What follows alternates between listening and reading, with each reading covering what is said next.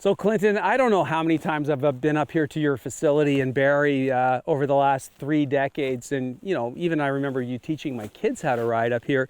But one of the things I've seen happen here many times is you'll have a bunch of students just stopped, standing still in this pit, and they're all balancing on their pegs and they're not moving. And I was just thinking, like, that is such a great skill to learn, and maybe we should talk about it in these dual sport tips. So let's talk about that standing still practice. Yeah, it sounds nuts, doesn't it? That's why we have a side stand. But it enhances any rider's slow speed skills, Dave. Being able to balance a motorcycle at almost stopped or stopped is a really great skill. Right. Now, we don't advocate you practice that on the highways and byways at the stop sign, because from personal experience, you could get a 3 demerit point ticket for rolling the stop sign, even though I stopped. Yeah. But off-road, what we do is start it statically. Right. So you get on the bike, put your side stand up, dig a hole with your front tire by wiggling it. The dirt around that front tire helps support it. Then have the steering at full lock with your right hand forward. Seems easier. Apply the front brake so that holds the suspension where you want it to. It won't allow it to move. You're loaded.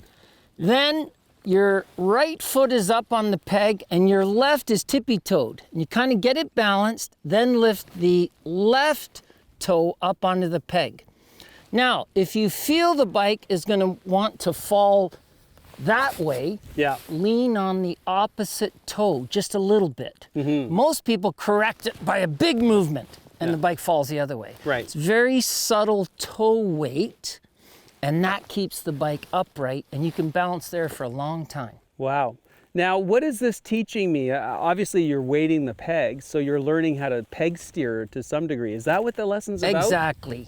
And it's a good feed-in to riding really slowly. Once we add and explain riding the clutch, that the left hand controls how slow or fast I want to go. Yeah.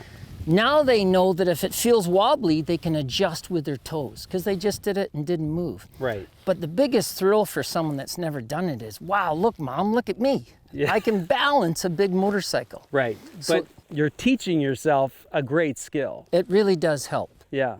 Awesome. So don't try it at the stop sign. No. Don't try it on the highway. Find yourself a nice place like this and practice your static balance. Exactly. Awesome. Great advice.